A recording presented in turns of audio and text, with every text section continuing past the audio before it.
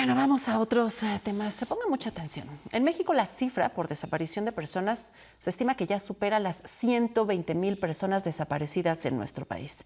Bajo este contexto, de manera recurrente, la información se centra en aquellos cuyo paradero es de desconocido. Sin embargo, poco de quienes miran alrededor y se preguntan qué pasa con la niñez que queda en orfandad ante la desaparición de sus padres.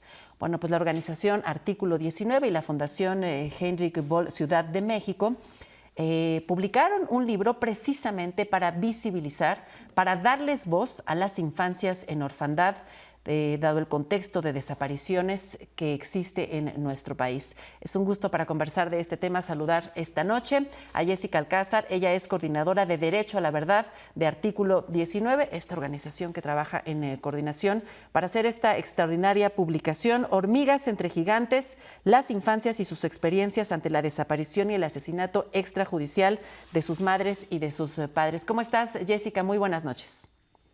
Muy buenas noches, muchísimas gracias por la invitación a ambos.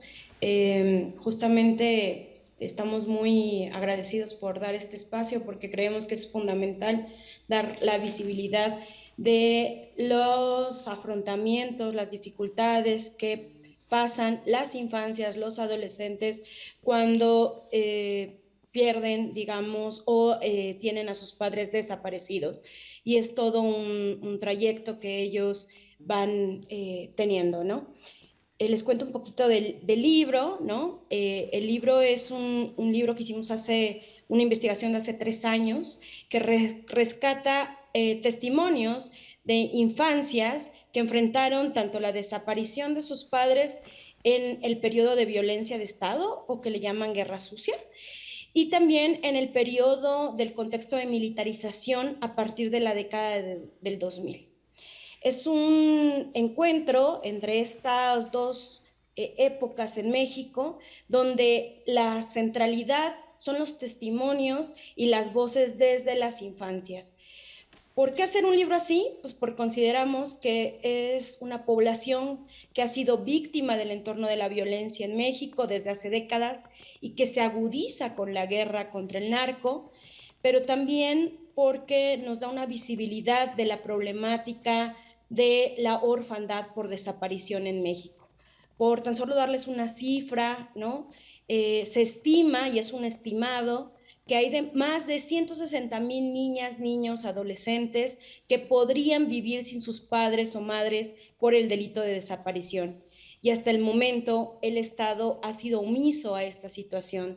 Hoy en día, como bien lo decían, tenemos más de 128,000 personas, incluso ya casi llegamos a las 129,000 personas que están desaparecidas, y por desgracia no tenemos un registro fidedigno que nos diga en qué situación están estas niñas, niños que se encuentran sin sus padres, madres, debido a la desaparición.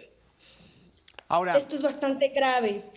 Jessica, gravísimo, porque además supongo que es una condición de orfandad, permíteme utilizar este tema, muy particular, o sea, la incertidumbre del paradero de sus padres, la certeza de si están vivos o no, el resquebrajamiento de la vida familiar y del entorno familiar con otros seres queridos, con seguramente los otros adultos que están en su alrededor, volcados en la búsqueda, en el clamor de justicia, y en una condición en donde no hay, la posibilidad de cerrar el duelo, pero tampoco de tener un desarrollo pleno con un padre que no está, que pudiera estar vivo, pero que no está presente, y un padre que quizás está muerto, padre o madre, obviamente destaco,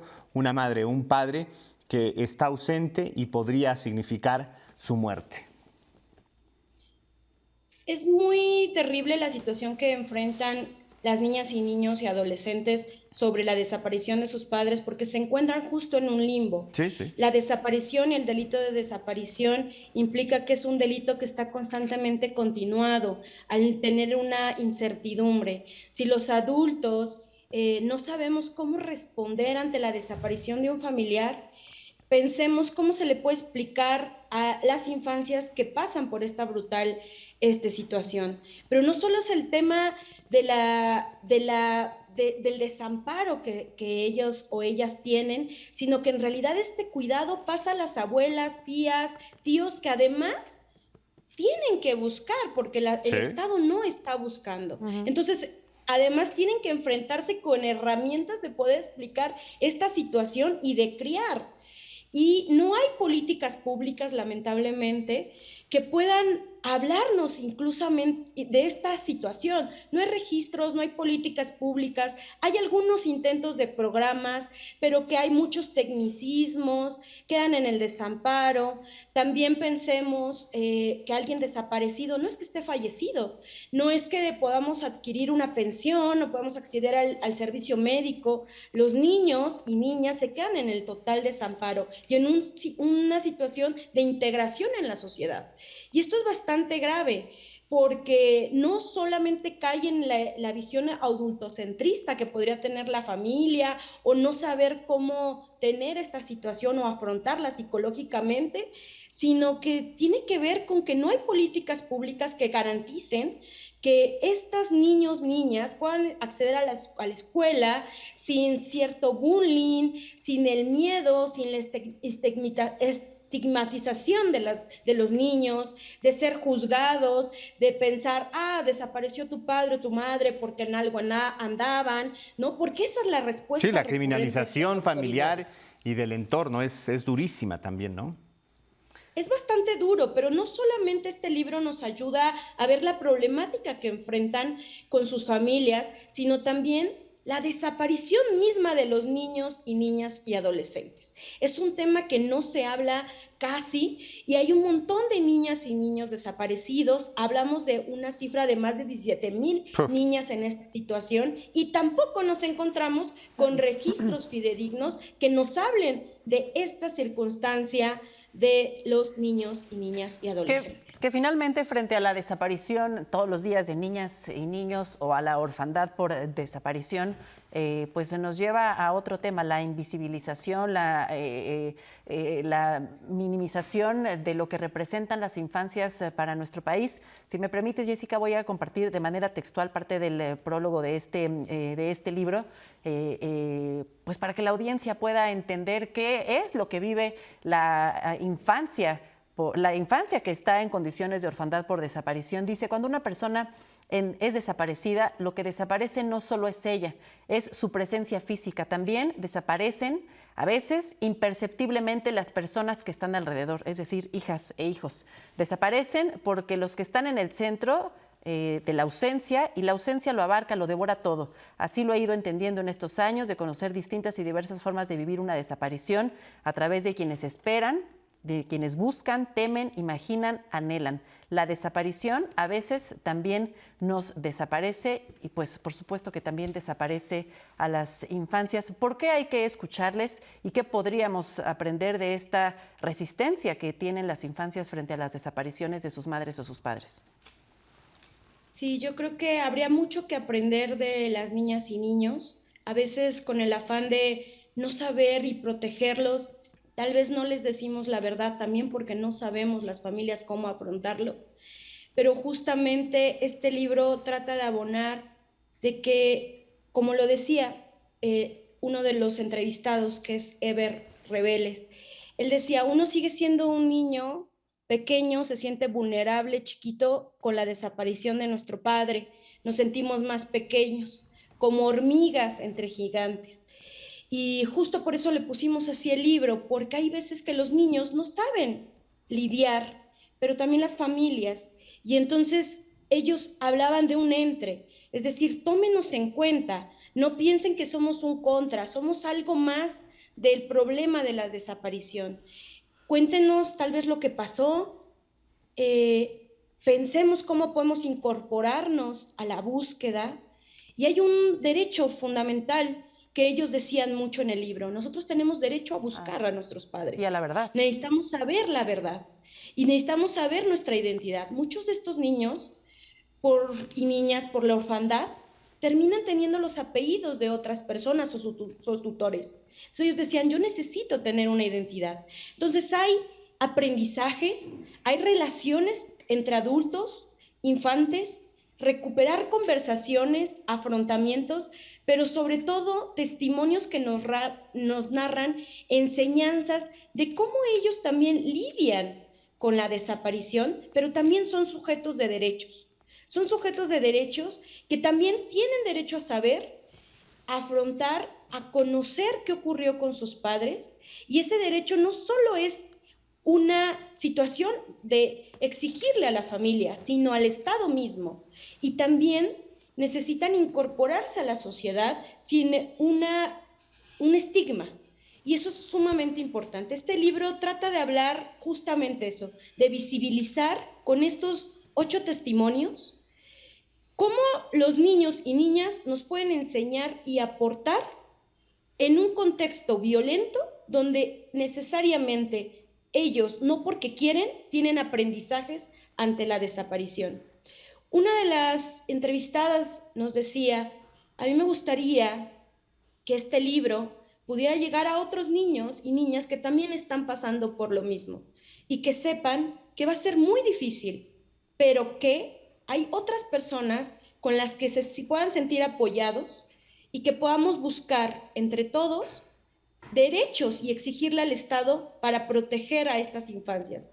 Todo lo malo que yo viví, espero que otro infante no lo vuelva a vivir y que tenga herramientas para afrontarlo. Creo que esa es la importancia de visibilizar para afrontar, porque también es importante hablar de las infancias y no solo pensar y cuidarlas, que obviamente es necesario, pero se puede hacer también desde sus aprendizajes.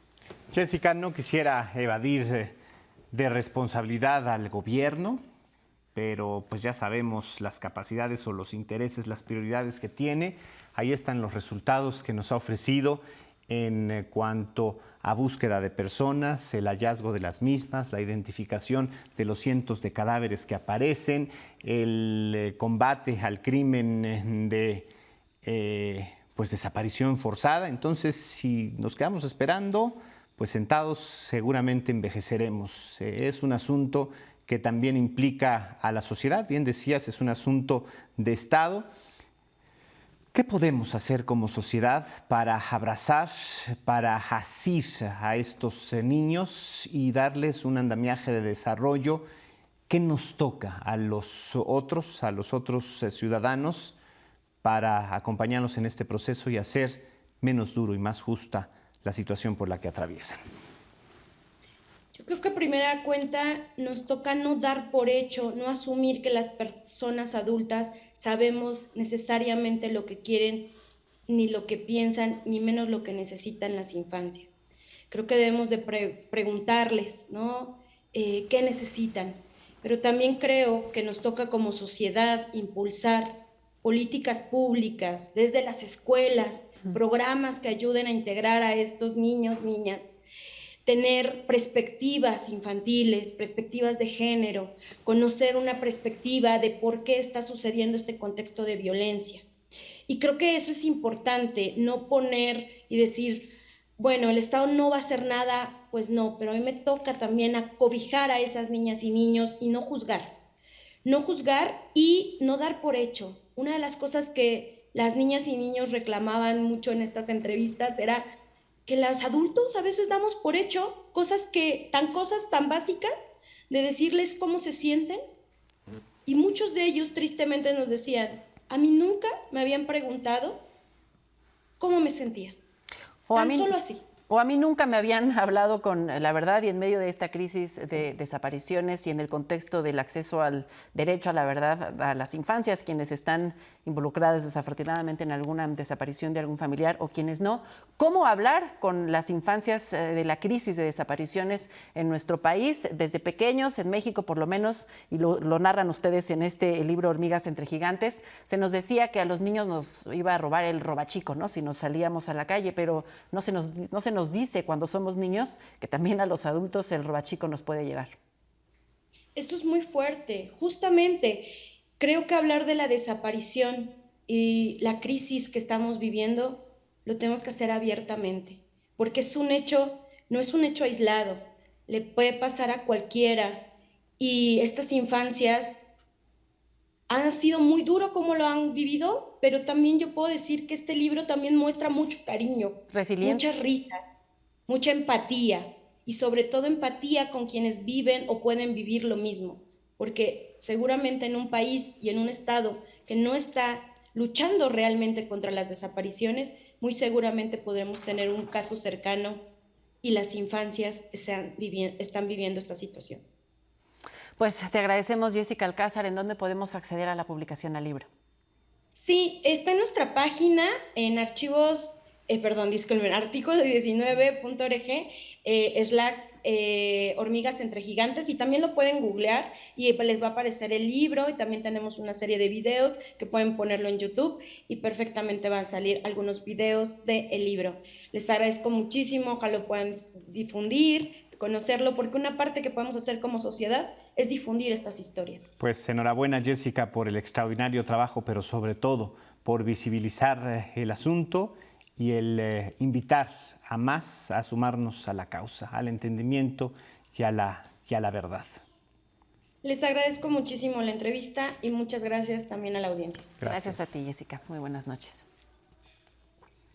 Con esto, Alex, vamos a una pausa, pero tenemos más información a Blue Bay.